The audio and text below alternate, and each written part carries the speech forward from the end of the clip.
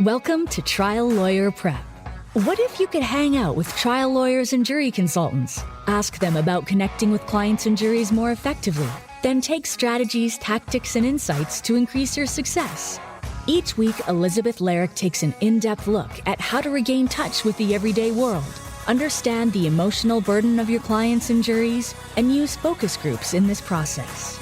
Elizabeth is an experienced trial lawyer, consultant, and founder of Larrick Law Firm in Austin, Texas. Her goal is to help you connect with juries and clients in order to improve your abilities in the courtroom.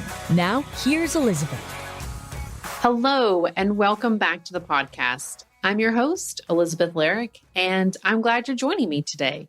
This episode is going to be for folks who are new to doing virtual jury research, or maybe you've tried it out once or twice, and you're kind of unsure of what would be the next step in growing your virtual jury research knowledge. And so today's episode is about the easiest place to start if you're new to virtual jury research.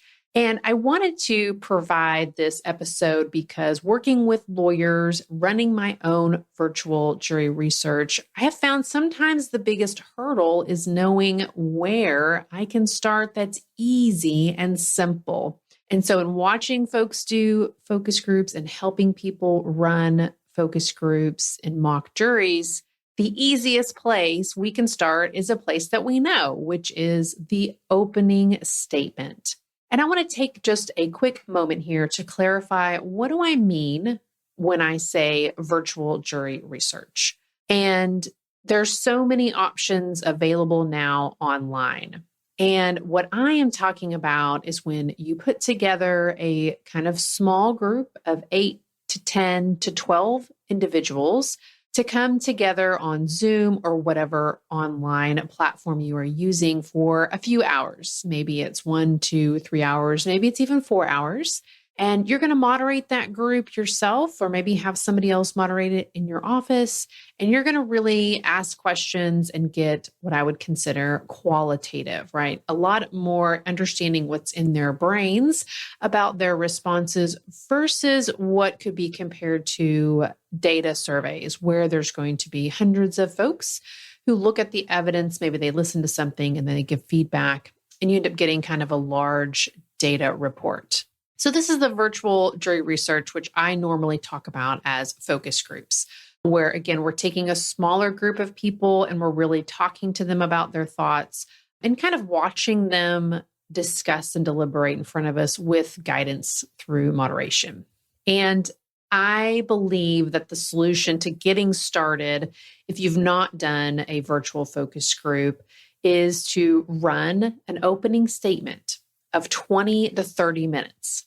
And again, let me just make sure that we're humming in on the right thing, which is most of the time when we come to a virtual focus group or we're coming to virtual jury research, we are stuck. We're having a problem in the case. Maybe we've got some challenging liability. We've got a he said, she said, and the opposing counsel is being very obstinate about their point of view and their facts, right? So there's kind of an impasse. Maybe there's hard to value damages where it's a unique set of damages, or maybe there's some pre-existing that makes it a little challenging for causation. And of course, sometimes we have the other bucket that we hear sometimes about witness credibility and, how is this person going to come off to a jury? And so why I believe that an opening statement helps you do this would be that you would create an opening statement that's around this particular problem, right? So it's 20 to 30 minutes. We're not going to run the whole enchilada here. We're just going to do maybe the one taco plane, okay? And that just means we're going to tackle one issue. Maybe it's just liability. And this is a very familiar virtual focus group that we run. And I suggest to people who are new to coming to my focus groups and they're going to do, their own material.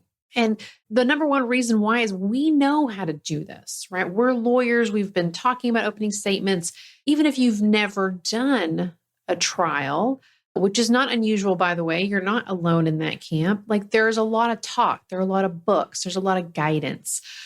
There's a lot of examples that you can find. And so this is something that it's not something we have to go create that may be difficult for us. For example, when a lawyer tries to put together a neutral narrative, it can be challenging because we are invested. We feel very strongly about our side of the case. So being neutral and creating this neutral narrative can be difficult.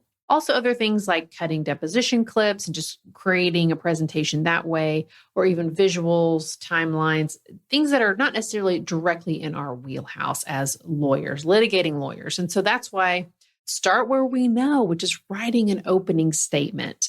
And the other main reason why this is an easy place to start is because we have to do this really no matter what we are or where we are for trial preparation. We're going to have to do an opening statement. And this step of sitting down and making yourself do a 20 to 30 minute opening statement on something very specific, like I said, liability, maybe it's causation, really makes you organize your thoughts, put it down pen to paper. We talk about that a lot, how important it is to, even at the first pass, to write it out, because it really gets things onto paper, out of your brain, and then you can really look at cutting things out. Remember, 20 to 30 minutes really makes us regulate how much information we can give, but also you're going to put things in your case themes. You're going to organize that evidence in the way that you feel strongest about it, which is a great task to do. But also, again, that then leads us to our third reason to do an opening statement as your place to start with a virtual focus group, because it is so easy to understand the feedback, right? You're going to get uncomplicated, straightforward feedback about your case, your problem, and your opening statement, your case themes, like your evidence, if you think that's the strongest, right? And so you're really able to make this process easy on yourself by using the chat, right? So when we run an opening statement virtual focus group, the first 20 to 30 minutes is the opening statement, and then the group answers very simple questions, like yes, no questions in the chat. And then you begin the discussion where you just have a very open question. What do you think? And then you get everybody's feedback. And then, of course, the ponies are out of the gate at this point, right? And they're all influencing self. And it's easy then to continue to ask questions, though, about what was confusing, right?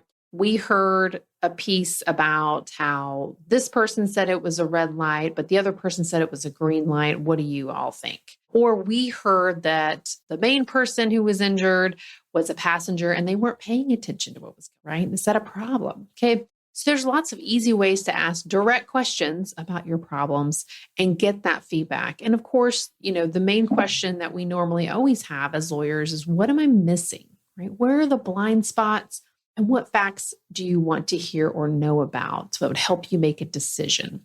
And so again, really simple setup. One, we know, right? We write opening statements. We're already organizing things in our brain about where we think the strongest themes are, strongest claims, and our evidence. And then this just makes us put pen to paper and really organize it. And again, make the cut here. We're going to have lots of information, more than that fits in 30 minutes. Making you sit down and squeeze it into that 20, 30 minutes really makes you analyze what is the best and how to sequence it. And then, of course, we want to start in an easy place that we can understand what feedback we're getting. It's uncomplicated, okay? And that's why I love suggesting that lawyers who are new or lawyers who have maybe tried virtual focus groups and they want to take it to the next step, or they're not really unsure what would be the next focus group to do, an opening statement focus group, virtual focus group is an excellent place to get started and feel successful. And that's the thing too, is doing an opening statement leans into where we naturally are in a case. It leans into our advocacy. It's okay to be an advocate in this situation. And of course, the flip on that is just make sure that a different person is asking questions, right? It's very hard to kind of flip faces in a focus group where you're being a total advocate and then you flip to try to be neutral and ask questions. Just have somebody else come in and ask the questions. And again, you could write the questions out for your staff to basically just ask the questions and nothing else. And still you'd be able to get that easy feedback, understand, did my theme hit or did it not hit? Was this the best evidence or do they want to see something else? And, the two main examples that I have are, in the very beginning of the pandemic, had a case here in Austin that was going to be one of the first virtual. And so got together and really looked at how can we make this complicated case about a fiduciary duty simple. And so they were very streamlined. The lawyers wanted to do just opening statements, and we did 3 virtual focus groups just with opening statements. And by the time the case got to trial, they were actually able to do in person. However, they felt really strongly, very comfortable, very confident that their opening statement was basically going to nail the case down clearly, quickly, and simply. And there was no way that the defense would ever be able to come back. I think that's absolutely true. They ended up getting a $44 million verdict in that case. And additionally, recently, and this will be upcoming on the podcast soon, my guest spot with Michelle Gessner talking about her case against Wells Fargo, where she again used virtual focus groups and using her opening statement over and over again, at least I think 4 or 5 times, again, just tweaking it. And again, that's another follow-up with the next easiest one to do is to tweak that opening and come back. But her redoing her opening statement many times, and she talks about this in our episode together about how it really helped her, one, understand her theme and her evidence, but allowed her to pivot because she had done it so many times. She knew where the jury was, but she was able to pivot if she'd gotten objections, which of course she did in her opening statement. But that case turned out in a $22 million verdict. So, the proof is in the pudding. This is the easiest one, but that doesn't mean that you're not going to get the best outcomes. You are going to get simple, understandable feedback here. So here is the theme, which is it doesn't have to be complicated.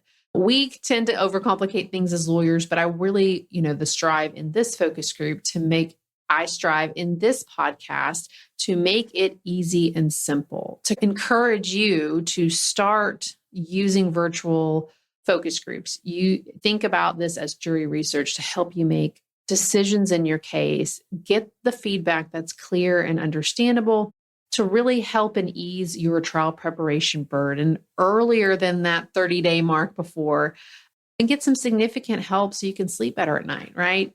And that's where this opening statement focus group comes in to really get your brain to organize everything, put it on paper, and then be able to feel confident in moving forward. So I hope that this easy place to start, our opening statement virtual focus groups, will help you get started if you haven't, or give you an idea for your next virtual focus group in a case that may be stumping you.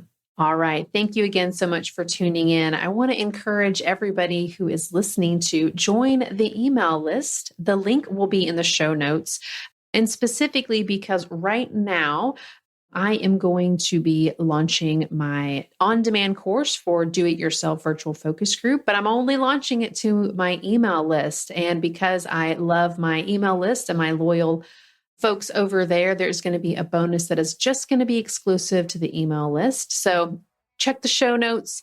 It is www.laricklawfirm.com/connect.